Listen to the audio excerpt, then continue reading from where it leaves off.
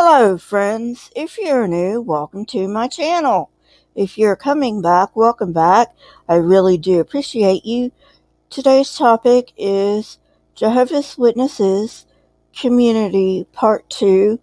It's going to be a little bit long, but not too much. So, without further ado, let's get on with the video. Don't forget to stop by the merch store on my website. I only have 5 items right now, but hopefully soon I will have more. The Bible students, starting with Russell, respected many aspects of certain academic studies, but were critical of what was being taught at universities at the time. They were also extremely negative toward religious seminaries and were, of course, opposed to the teaching of evolution. Neither the Bible students nor Jehovah's Witnesses believe that higher education is necessary for training preachers because the apostles were unlearned. So Russell taught his followers not to send their children to college, even going so far as to discourage high school. Rutherford did little to change this perception. In fact, Rutherford was even more extreme in his anti-education stance. However, Nathan Knorr emphasized improving knowledge and education. He established Theocratic Ministry School and the Missionary School of Gilead.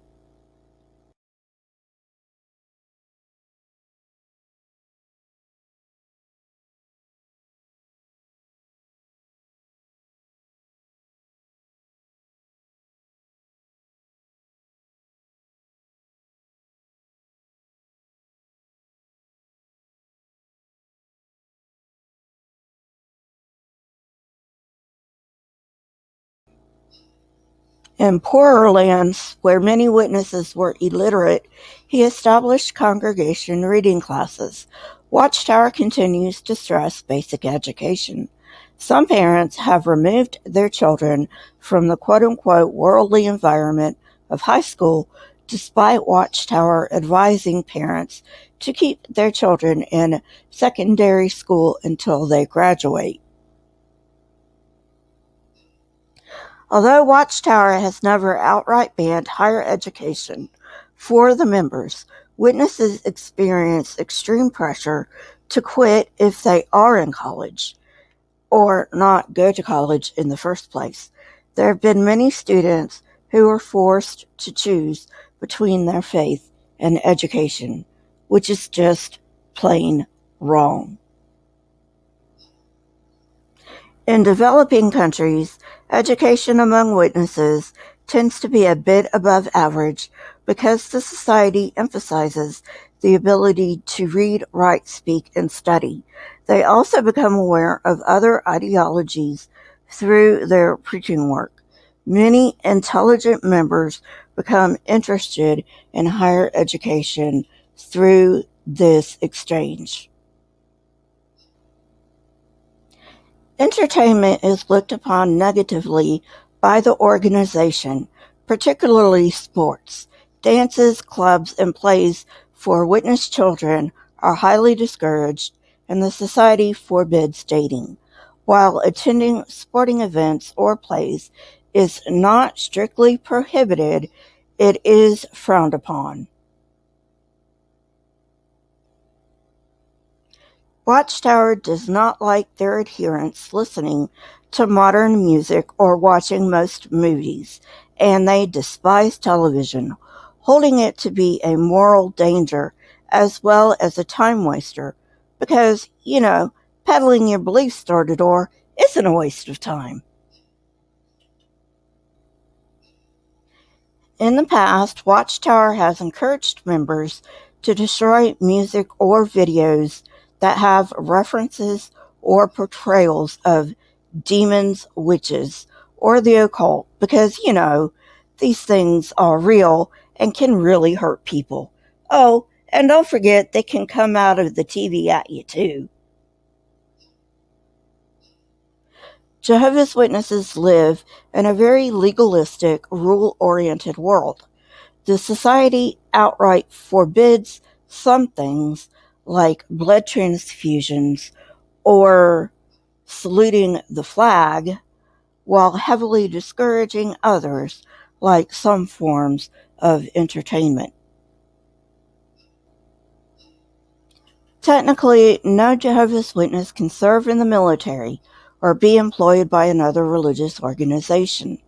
Also, they are forbidden to hold an elective government office, produce or sell tobacco products, join a political party, chew or smoke tobacco, and a myriad of other things which limit their employment opportunities. These rules serve to remind witnesses that they are separate from the world. They see every crisis, like the one we're in right now, as a sign of the end of the world. This, in turn, reinforces the feeling in witnesses that they must keep themselves apart from the world, leading to a very insular culture. For the average Jehovah's Witness, life centers around the Kingdom Hall. Although Kingdom Halls do not function as social centers the way other churches do, they nonetheless dominate the lives of Watchtower adherents.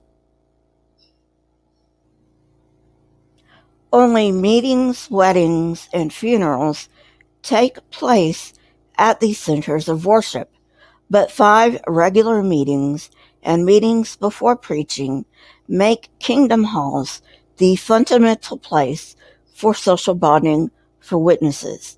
In fact, Watchtower encourages all members to cut all ties with those outside of the society. While some witnesses do heed this advice, many others do not, while still others use business as an excuse to maintain social ties outside the religion. This social isolation is hard to maintain except in some parts of Africa. Such strict rules generally lead to high morals, exception being the CSA scandal and shunning.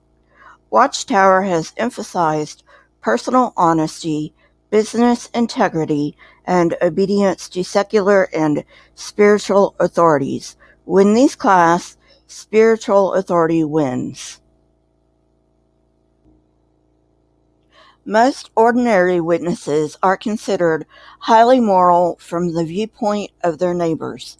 However, this comes with heavy criticism. First, their morals are dictated by the society and thus subject to change at any time. Second, they are critical of outsiders and fellow witnesses alike. JWs proudly boast that their organization has no ethnic or racial prejudice, however religiously prejudiced their organization is. But ex-witnesses criticize them because Watchtower has always been anti-Semitic. They think all Jews are rich, and these ideas are prevalent in Rutherford's writings.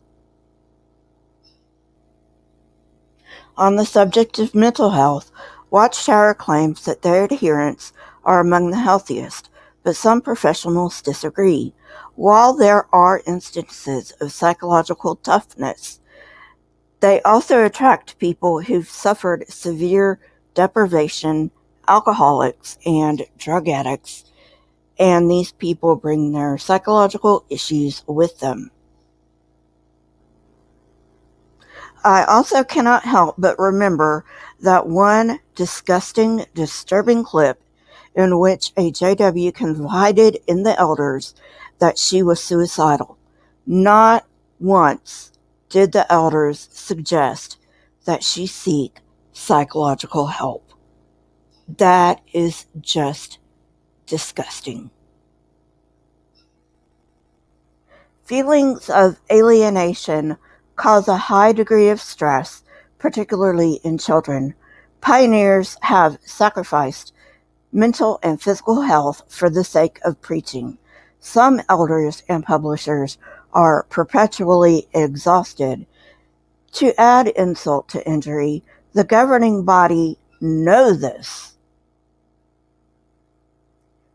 They appear to be willing to change things, at least on the surface, going so far as to call meetings with witness professionals, yet they have done nothing practical to help their members.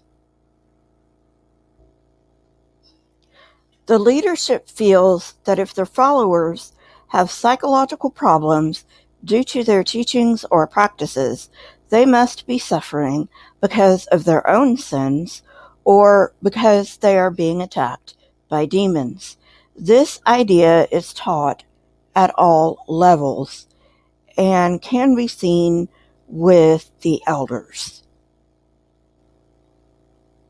Well, friends, that's it for today. I hope you enjoyed it. If you did, hit that like button, press the subscribe button, and if you want to know when I come out with new content, hit the bell next to the subscribe button.